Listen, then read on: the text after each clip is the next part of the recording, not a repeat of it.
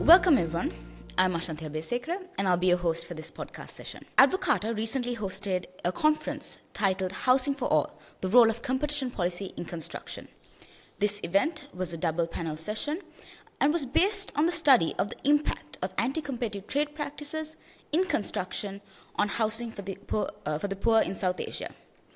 This study was a regional one, and the Pakistan case study was conducted by Dr. Joseph Wilson. Dr. Wilson was a panelist at this event, and he joins us here today for this discussion. Hello, Dr. Wilson. Thank you so much for joining us here today. Before we begin, do you mind telling us a little bit about yourself? Hi, thank you very much for having me. It's a privilege, and I'm grateful for this opportunity. I'm Joseph Wilson. I had worked for the Competition Commission of Pakistan for 9 years as a commissioner and chairman. And before that, I was associate professor of law at the Lahore University of Management Sciences.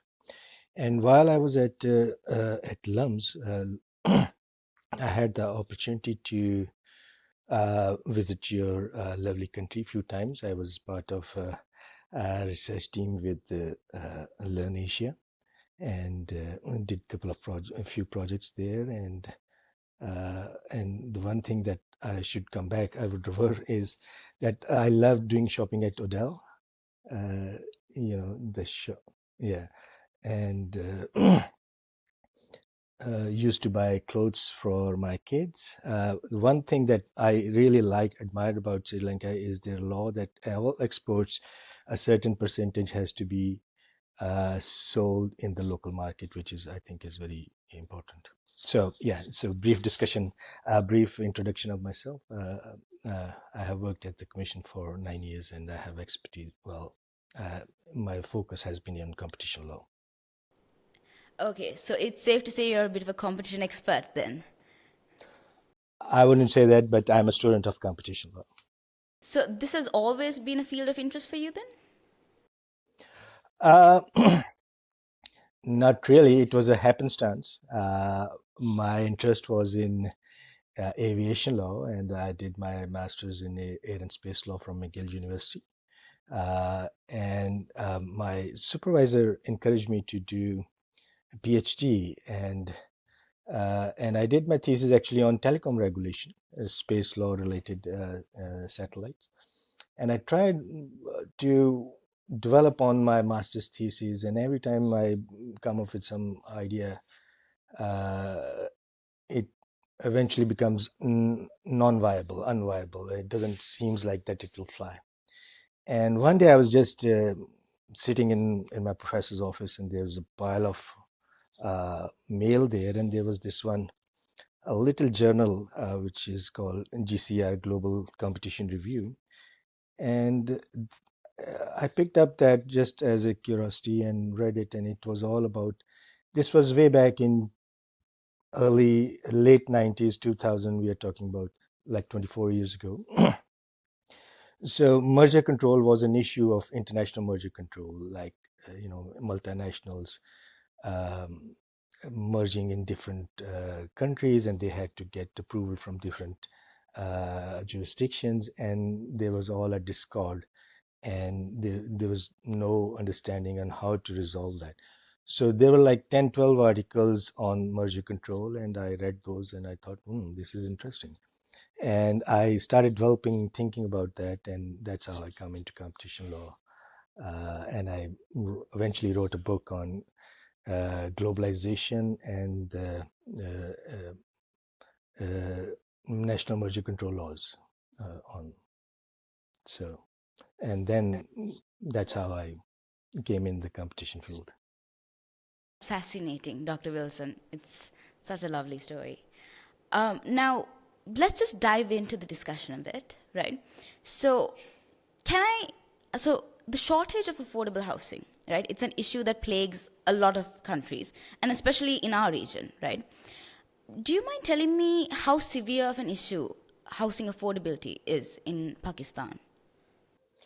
Well, it's the same as in other countries in the region. Pakistan is the fifth most populous country with 224 million people, and by certain estimates, and there's a uh, lack of housing stock of 40 million, out of which 60% is in urban areas and 40% is in rural areas. So that is an issue.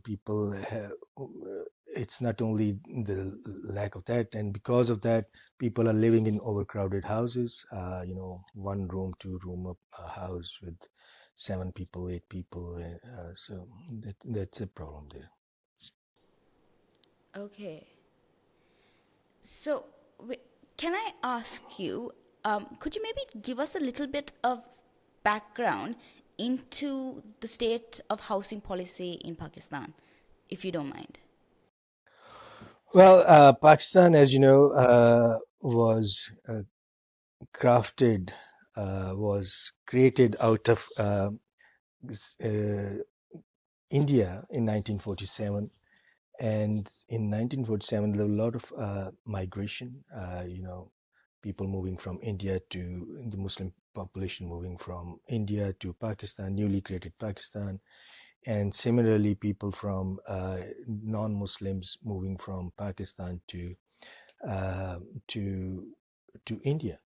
So that was an influx of almost 5 million refugees at that point in time, and that created a huge problem with the housing. And that's how the housing planning started, right, since it was created in 47. So in 1948, uh, first 5-year plan was drafted, and housing was a major portion in that. So it continued, and we had about um, 13 or 14 5-year plans, and their housing has been the main uh, element there in those planning.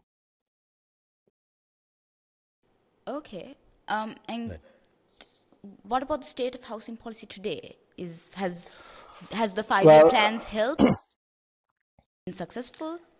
uh, not really, although there were various policies at different points in time, and I have documented that in the paper. But none has actually completed. It started, let's say, when 5 years back, Imran Khan was in the Imran Khan government. It has Naya Pakistan Housing Authority. Uh, 10,000 houses, new houses will be created, but eventually it's only, a very little portion, not even 5% of what the estimate target was done. And this happened all the way, like in various stages. Whenever the different governments came, they had different housing targets, but none of them have achieved to any even a substantial or 50% level. Okay, okay. And you said, because I remember, because I recall you saying this a bit, I think during the event as well, right? You mentioned that I think because of the constant changes in regimes, there was a bit of discontinuity when it comes to these plans. Did I understand that correctly, or? Uh, yes, and yes, because whenever the government comes, the term is here in Pakistan is 5 years. So the planning is only up to the next election. It's not a long-term plan. And um, the start when the new government comes in, they'll for the first year they will do something, just to create the hype or whatever, and eventually it withers down, and the new government came in, a new election happens, and there's no continuity in the policy. It's not, and this is not only for housing policy, but all other policies. Unfortunately, the vision is only to how to get the votes and how to, uh, all planning is nothing beyond 5 years. Yeah, yeah. So, Dr. Wilson, over the course of your study, you came up with several key findings. Do you mind walking us through those a bit? Right. Well, I must say that although the focus of the study was anti-competitive practices, but that is not the alone factor which is affecting housing affordability. So I looked at it in a bit more holistic way, and I found that the corruption by state officials is one factor, because Ashanya scheme is one where the government planned to have houses, but the officials they mismanaged it. They appropriated the property for their own purposes and gave it to their own relatives, and so that's an important element there.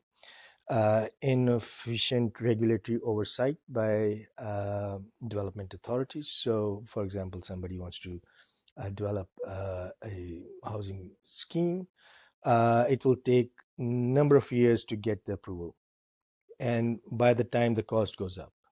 Or another example of state officials' corruption is giving permission to construct a housing tower on a state land. And as I mentioned in my document, that tower has to be then demolished. So imagine uh, there was a lady who had spent all her life's earning on buying the apartment, and then when she heard that it will get demolished, she died of heart attack. So if you trace it back, it's again the corruption of the state official which give the nod for constructing a tower on a land which is not approved for that purposes. So it has a ripple effect on housing.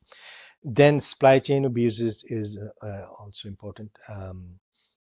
When we talk about affordability, um, there's a presumption that whatever the person is earning is the right amount of earning. So it's not that he's earning less, he's underemployed, or he's that presumption I think is wrong.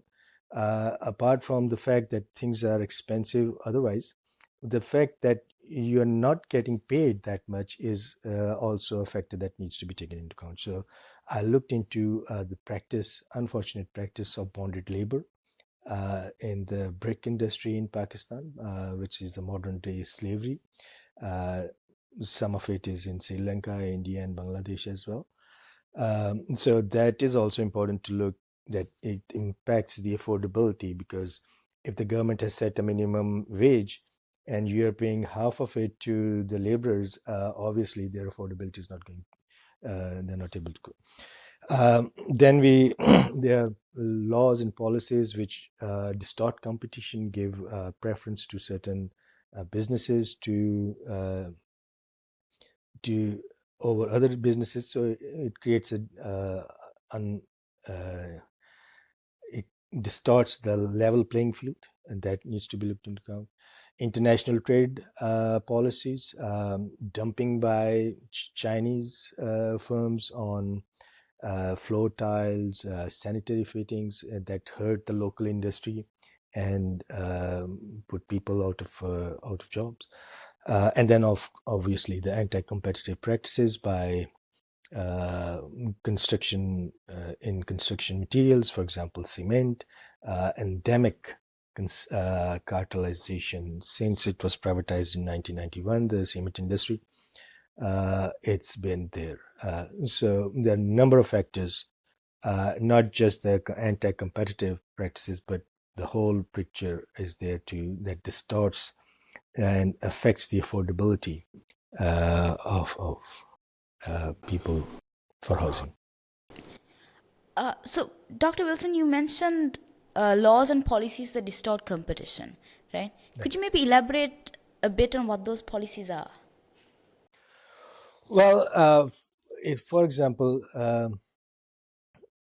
if the state now, this is just for example, not really touching on the low-cost housing, but in construction, if a road is to be constructed, so if there is a bidding by a government firm, they are not required to pay performance bond. They are not required to give 3% upfront money for as a guarantee, and so on and so forth. So that distorts competition vis-a-vis a private player who has to give the guarantees, who have to pay the fees, who has to do the number of other things. And we did one while I was at the commission. We did a study on that, and it appears that it raises the cost of private players by 30%. So it gives an edge to the government enterprises who are bidding in for a construction project by 30%. So that distorts competition. So that's an example. So that's a pretty significant distortion there. 30% increase in Right. cost is Yes. is huge. But yes, I can see how that would create an unlevel playing field between the private and public sector. Um, Thank you. That was actually a very interesting example. Now, you also mentioned, right, about cement cartels. And I know that you actually were involved in taking down a cement cartel. Am I right there? I was part of the team right after the commission was established in November 2007. But prior to that, it was a monopoly control authority. They were looking into it. So the thing is, the commission do investigation. Once it investigates, we even actually issued an order. We, when I say we, means the Competition Commission of Pakistan. Um, and then they go to the courts and take a stay order against the implementation of the commission's order. And in one particular case, um, the case prolonged for over 12 years, uh, and there was no decision coming out. And all the firms, the cement firms, they challenged the constitutionality of the competition commission, that this is created under a law which is unconstitutional, and so on and so forth. So imagine the time while the commission was barred from taking any action, and they were rampantly exercising cartelization and rampantly charging overpriced, anti-competitive prices to the consumers, and that has an impact. And I did a study, did some calculation. Just the price, the cartelized price vis-a-vis the competitive price, it has an impact, a significant impact on the cost of, especially for the low cost housing, a significant impact there. And it's unfortunately still going on. Okay. It's not been stopped yet in Pakistan. Okay. So 12 years, right? I think you mentioned this before also that in Pakistan, right, while the Competition Commission, I believe, is fairly effective, there is a delay when it comes to the Supreme Court decisions. Is Right. that It the goes to case? higher courts. It goes to high court, and so there are three tiers. If the high court gives a decision, then there could be an appeal within the high court, and then it goes to Supreme Court. So imagine, one case on average take 3 or 4 years. First instance, then appellate bench in the high court, and then Supreme Court. And you can also have a review in the Supreme Court. So it can prolong for a long period of time. Okay. So on average, if you were to say how long would a case on anti-competitive practices take to actually reach a decision? If if you By were the to, commission. yes. In On average, it varies depending on the complexity of the case. If it's a fairly simple case, it can be investigated and adjudicated within commission within a span of 6 to 8 months. But if it's a complicated case that requires um, serious investigation and requires collection of evidence, that can take from about 2 years or so. And from there, once the commission makes a decision, then it goes to, if the parties want to appeal, they can go to Competition Appellate Tribunal. But generally speaking, right, Pakistan's Competition Commission is armed with quite extensive range of powers, right? Could you maybe Yes, tell us a little bit about that? they have substantial powers. One is the power to search and forcible entry. So this was not there before. So that's a power that you use against suspected cartel players. First, you have to ask them to give them evidence. If they refuse, and you know that this place is this is uh, uh, an office of a trade association, or this is an office which is managing the cartel, and then you can get warrants for forcible entry, and that those warrants can be issued by the commission by at least two members of the commission when they sign it. It's enforceable. And recently, the commission issued the warrants again, I think the cement cartel again, and they collected uh,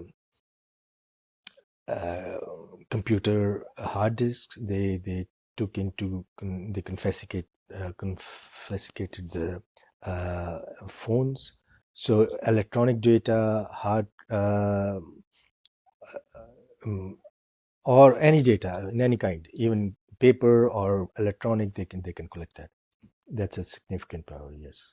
I imagine it contributes greatly to the success of the commission's searches and their success when it comes to Well, pursuing. yes, it does, but it could at points can be dangerous. I remember when the commission was, um, it wasn't established yet. It was just after like a year or so. The people where our staff went to conduct the raid, they made them hostage and they locked them in a room. So it could be dangerous because you don't have the police force along. But later on, just to ensure the security and ensure the secrecy of the operation, the police was not informed earlier. But then we need the help of the police to get them retrieved our stuff. So it's a fairly adventurous exercise. It certainly sounds like it. I didn't really imagine that it would be so dangerous, but Yes, okay. it could be. It could become. During the course of this study, right, did you run into any issues while you were conducting it? Were there any limitations that you faced while trying to carry it out? Not really. Most of the work was um it's a desk research, and where I needed research, I requested people like the latest what's happening in the commission or um, it's just statistics bureau. They were helpful, so I didn't find any difficulty. Yes. Okay, because when we were conducting our study, we had this issue where uh, people weren't always willing to be upfront when it comes to anti-competitive trade practices, right? Because there is a lot of secrecy surrounding that. So you didn't have any such issues. No, most of the things were publicly available, so no, I didn't have much problem doing That the was, research. yeah, okay. So you made several policy recommendations at the end of your study, right? Could you maybe walk us through them, explain a little bit about why you think these recommendations need to be made, and then maybe tell us how likely you think it is that they would actually happen, right? Because when it comes to policy recommendations being implemented, there's usually a lot of factors at play, right? And so, in your opinion, what do you think might actually have a chance of being implemented? So, as you know, the focus was on anti-competitive practices, but um, I looked at other aspects as well, and one of the important was the affordability.